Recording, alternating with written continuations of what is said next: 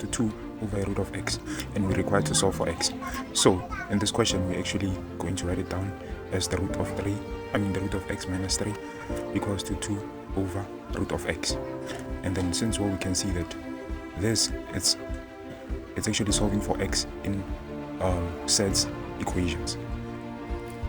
So let's go ahead and solve it. We're going to cross multiply. 1 will multiply 2, and root of x will multiply root of x minus 3, which is giving us a root of x minus 3 times root of x equals to 1 times 2, which is 2, right? And then now we're going to apply the laws of surds, whereby when we divide two surds, root of a over a root of b, which is equals to all inside the root of a over b. And also when it comes to multiplying a root of a times a root of b is going to be equals to a root of a all into a root of a times b, whereby a and b has to be greater than or equals to 0. So now we can apply these laws of indices. We can see that it's actually the law that says that root of a times root of b is equals to all into root of a and b. So now we can see that the root of x minus 3 times the root of x, it's actually that law. So we're going to put everything inside one root, giving us a root of x minus 3 all into x, which is equals to 2. So now removing the root, we square both sides, giving us, we square both sides, then we multiply the brackets. So x will multiply x, and then x will multiply negative x, giving us x squared minus 3x equals to 4, since all the square already cancelled the square root. So now we're going to take the 4 to the left hand side, giving us x squared minus 3x minus 4 equals to 0. And then now we are going to factorize this using completing of a square, or completing of a perfect square. If you missed the part of completing of a perfect square, please watch the previous video, so the link will be on the description. So now let's go ahead and complete the square. So remember, we have to take the coefficient of x multiplied by 1 over 2 and square it, giving us negative 3 over 2 all squared. So now we are going to add and subtract the same complete of a square, giving us a 0, since we already know that plus 1 minus 1 actually gives us a 0. So that's our intelligence here. So basically that's how we complete the square. So we'll rewrite the entire equation the way it was, x squared minus 3x and minus 4 equals to 0. And then now we're going to factorize x squared minus 3x plus into negative 3 over 2 all squared, which gives us x minus 3 all squared. And then negative into negative 3 over 2 all squared minus 4. We're going to punch that on your calculator and see what you get.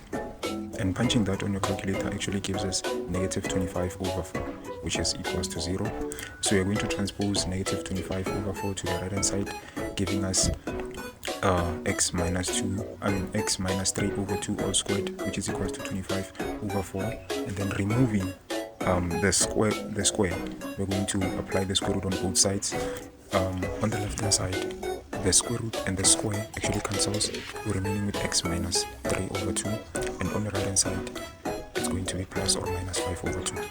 Now we are going to transpose negative 3 over 2 to the right hand side, giving us x equals to 3 over 2 plus or minus 5 over 2. Now we are going to solve for the positive sign and the negative sign separately.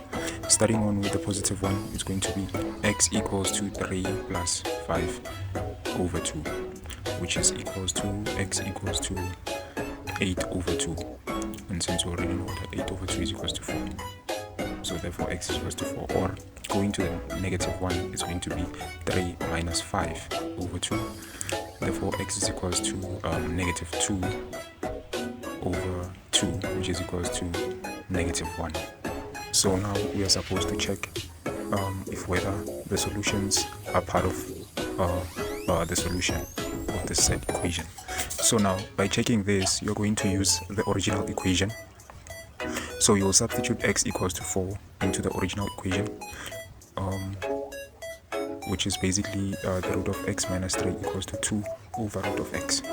So make sure that most of the time you check your solution using the original equation, not the other equations. So make sure you use the original equations to make sure that your solutions are actually correct or not, or your solutions are part of the solution or your solution are not part of the solution when it comes to side form.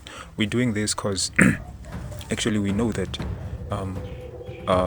roots actually have to be greater than or equals to 0 for them to be having a valid solution. So now we are going to substitute x equals to 4 into the left hand side of the equation.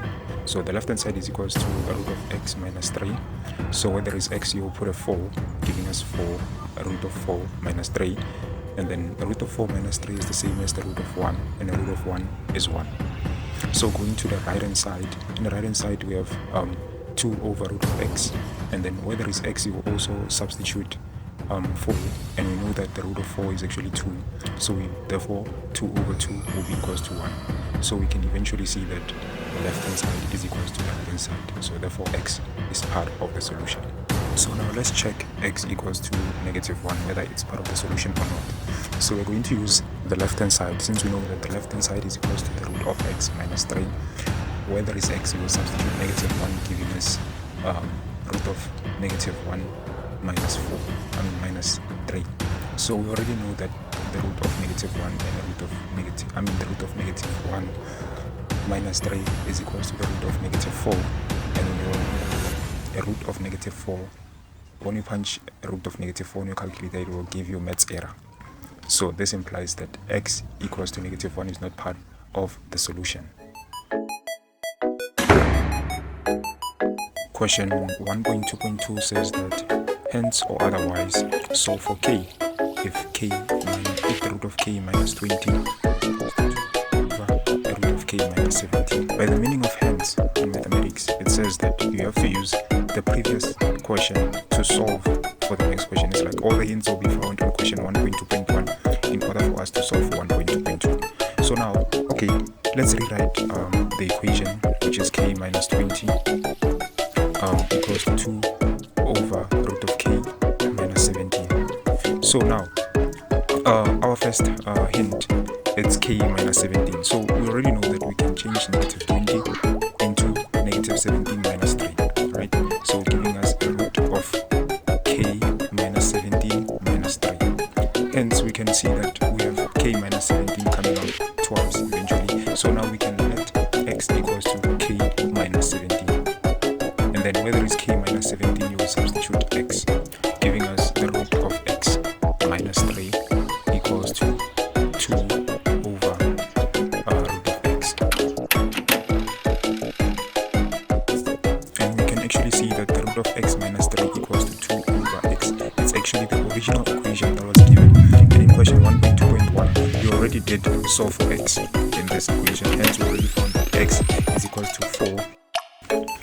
We already know that we already solved that x is equals to 4. It's only the solution. Therefore, where there is x, we will substitute k minus 17. So let's go ahead and substitute k minus 17 where there is x. Therefore, k minus 17 is equals to 4. So we'll transpose the 17 to the right hand side. Therefore, k is equals to 21.